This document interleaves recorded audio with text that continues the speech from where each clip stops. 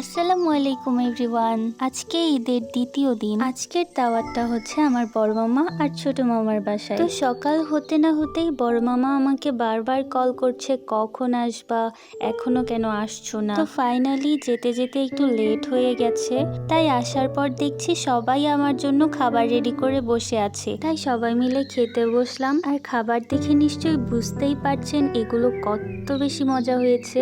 Thanks to my cutest বড় মামি। তো খাওয়া শেষে আমরা একটু গল্প করলাম, মজা করলাম। তারপর রাতের দাওয়াতে চলে আসলাম ছোট মামার বাড়িতে। ছোট মামার বাসার বিফ বিরিয়ানি, চিকেন ফ্রাইও অনেক বেশি মজা হয়েছিল।